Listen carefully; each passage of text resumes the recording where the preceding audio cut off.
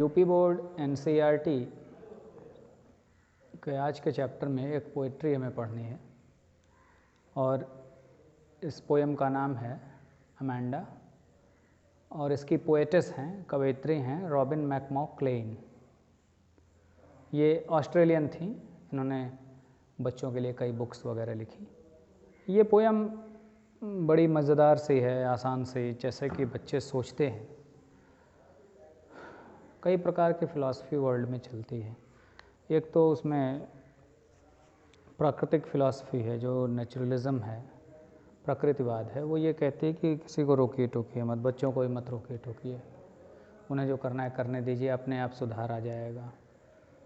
लेकिन ज़्यादातर क्या होता है आइडियल कंडीशन में या प्रैग्मेटिज़म में, लोग रोकते टोकते हैं बच्चों को।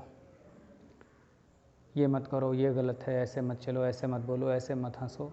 तुम लोगों के साथ भी होता है, दिन भर होता है, दिन भर में कई कई बार होता है और तुम लोग खूब चिढ़ते हो। ये सच्चाई है, खूब चिढ़ते हो। अलग बात है कि ज्यों ज्यों बड़े होगे इन बातों को समझोगे कि क्यों आवश्यक था। बच्चों को ही लगता है कि एकदम कोई स्वतंत्रता ही नहीं है, हम अपने मन से कुछ कर ही नहीं सकते, छोटी छोटी बात पे क्या बोलते रहते। तो इसमें भी जो अमेंडा जो लड़की है, ये अपनी मम्मी से इसी तरह से परेशान है। इसकी माँ इसे हर बात पे रोकती है, टोकती है, तो गलती तो बड़ा परेशान रहती है। पहले हम पोएम सुन लेते हैं, फिर उसको हम पढ़ के एक्सप्लेन करते हैं। बहुत आसान से पोएम है। एक सिंपल सी, एक बड़ी होती बच्ची या बच्चा कैसा सोचते हैं, क्या उनकी साइकोलॉजी होती है, क्या मनोविज्ञान होता है, इस विषय पर यह पोएम है। Don't bite your nails, Amanda. Don't hunch your shoulders, Amanda. Stop that slouching and sit up straight, Amanda. There is a languid emerald sea where the sole inhabitant is me, a mermaid drifting blissfully. Did you finish your homework, Amanda? Did you tidy your room, Amanda? I thought I told you to clean your shoes, Amanda. I am an orphan roaming the street. I pattern soft dust with my hushed bare feet. The silence is golden, the freedom is sweet. Don't eat that chocolate, Amanda. Remember your acne, Amanda. Will you please look at me when I am speaking to you, Amanda? I am Rapunzel. I have not a care. Life in a tower is tranquil and rare. I'll certainly never let down my bright hair. Stop that sulking at once, Amanda. You are always so moody, Amanda. Anyone would think that I nagged at you, Amanda. ये poem सही आनंद तब आएगा जब इसको दो लोग पढ़ें। दो लोग इसलिए पढ़ें कि एक स्टैंजा उसकी माँ का डायलॉग है और दूसरा स्टैंजा अमेंडा का खुद का है। अमेंडा बोलती नहीं है, वो मन में सोचती, जैसे तुम लोग सोच, जैसे माँ बोलेगी कि ऐसा कर लो तो तुम लोग क्या हमेशा बड़बड़ाती रहती हैं, क्या हमेशा चिल्लाती रहती हैं, हमेशा पीछे पड़ी रहती हैं। ऐसा तुम लोग कहती नहीं हो तो कम से कम सोचती अवश्य हो। सभी लोग ऐसा करते हो। तो अब ये ध्यान रखना कि एक स्टैंजा उसकी माँ के डायलॉग्स हैं और उसके बाद अमेंडा के मन में क्या चलता है, वो कैसा सोचती है, ये ध्यान में रखोगे तब थोड़ा सा बढ़िया समझ पाओगे।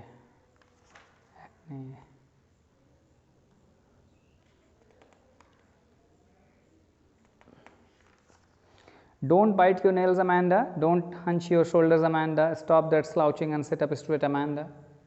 Don't bite your nails. नाखून मत काटो दांतों से। Bite your nails यानी दांतों से नाखून काटना कई बच्चों की आदत होती है। हम सभी जानते हैं गंदी आदत है, लेकिन कई बच्चों की होती है और कई बार तो बड़े बड़े मैंने लड़के लड़कियों के अंदर ये आदत देखी, वो बनी रह जाती है। तो माँ ऐसे कहते नाखून दांतों से मत काटो Amanda. Don't hunch your shoulders Amanda.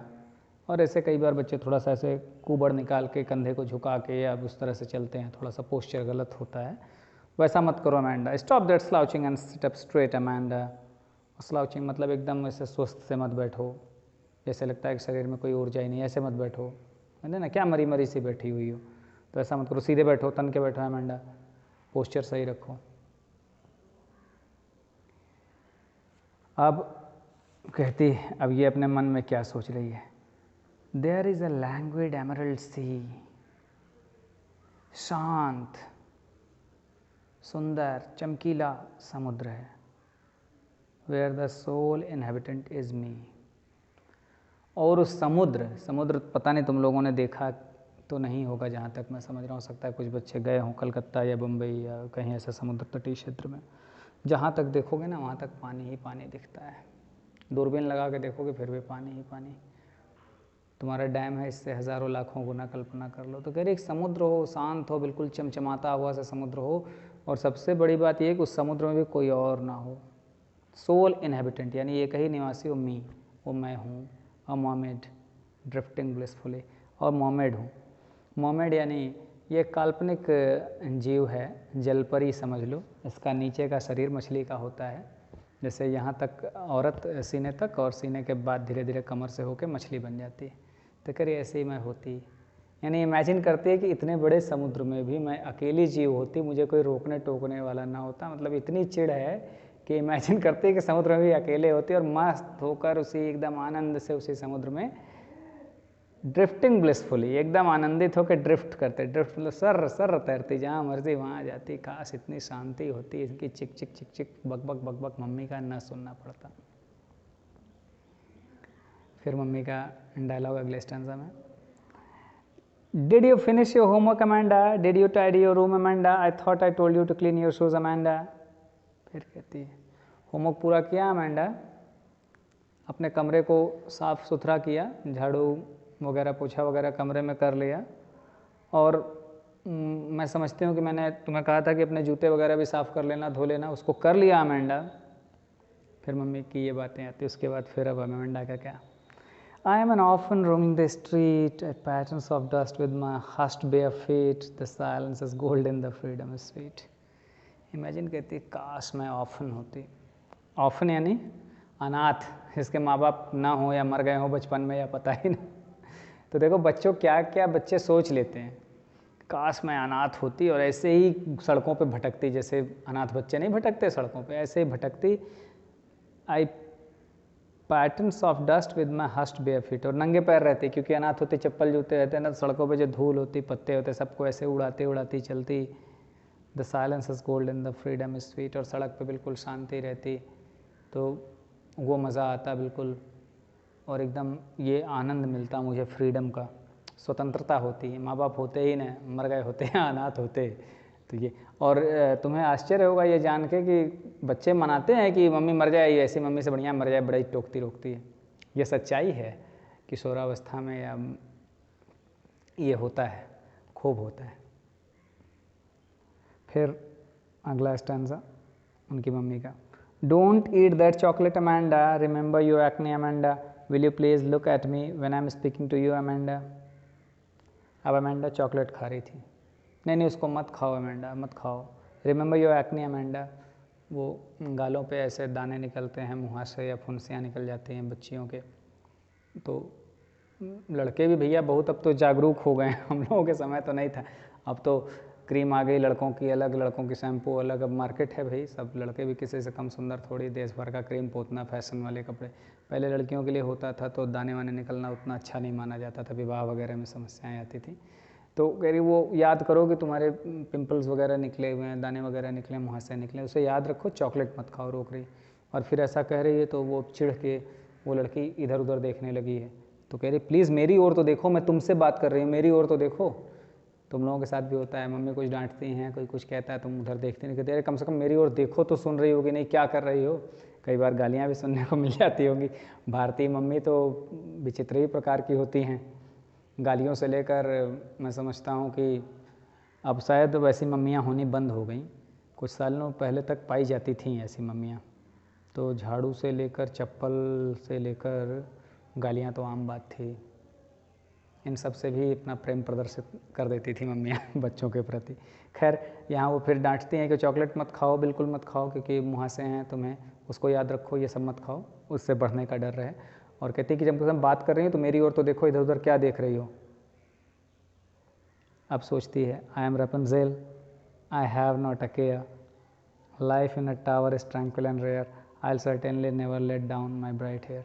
अब रैपुंज़ेल एक पात्र है, एक ये लड़की थी, इसके बड़े सुंदर सुंदर गोल्डन हेयर थे, बहुत लंबे हेयर, ये बहुत ऊंचे टावर पे रहती थी या कैद थी, ऐसा कुछ है उस कहानी में, तो वहाँ से अपने बालों को लटका देती थी नीचे, यानी बिल्कुल शांति में आनंद में वहाँ थी। तो कह रही काश मैं रेपुंजल होती, मेरे पास कोई चिंता ही ना होती, कुछ सोचने को नहीं होती। वहाँ टावर में बहुत, टावर यानी मीनार, बहुत ऊंची इमारत, वहाँ पे मैं रहती ऊपर, बिल्कुल ट्रैंक्विल, शांति होती, अद्भुत शांति होती वहाँ। I will certainly never let down my bright hair, और निश्चित रूप से मैं अपने वो गोल्डन हेयर को नीचे न करती, क्योंकि रेपुंजल ने गोल्डन हेयर को नीचे लटका दिया था तो उसको पकड़ के कोई ऊपर चढ़ गया था। तो कह रही काश मैं रेपुंजल होती और मेरे ऐसे गोल्डन और इतने लॉन्ग हेयर भी होते, तो मैं वहाँ शांति में पड़ी रहती, बाल तो नीचे लटकाती ही ना कि कोई और आके मेरी शांति भंग कर दे। Stop that sulking at once, Amanda. You are always so moody, Amanda. Anyone would think I am nagged at you, Amanda. That I nagged at you.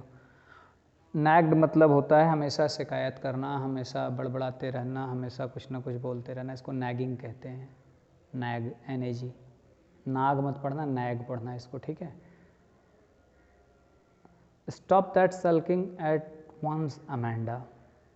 Sulking, अब थोबड़ा लटका ली, इतना 3-4 बातें हो जाए, इतना सोच रही है, तो फिर मुंह फुला के बैठ जाओगी एक कोने में। तो करिए ऐसा मत करो, ये थोबड़ा लटका के, अब तुम लोगों की मम्मी तो ऐसे ही थूथुन निकाल के मत बैठ, हमारे यहाँ मम्मियाँ ऐसा कह सकती हैं, थूथुन निकाल के भी, तेरे ऐसे ये मुंह लटका के मत बैठो। You are always so moody Amanda, तुम बहुत मूडी हो गई हो। मूडी मतलब कि मूड जल्दी जल्दी बदल लेती हो, अपने मन का ही करती हो, तो ऐसा मत करो, क्योंकि अगर कोई देखेगा ना तो ये सोचेगा आई नैग्ड एट यू, कि मैं तुम पे चिल्लाई हूँ, मैंने तुमको डांटा है इसलिए तुम ऐसी हो।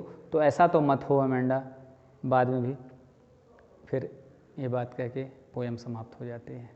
तो तुम लोग इस पोयम को कोरिलेट करोगे अपने से, जैसे कल्पना करते हो, तो मुझसे ज़्यादा अच्छी तरह से तुम लोग ये पोयम समझ पाओगे, क्योंकि मैं तो उस आयु को पार कर चुका हूँ ना अब, तो तुम लोग अभी उस आयु में हो, अमेंडा की एज में हो, तो कोरिलेट करोगे तो समझ पाओगे।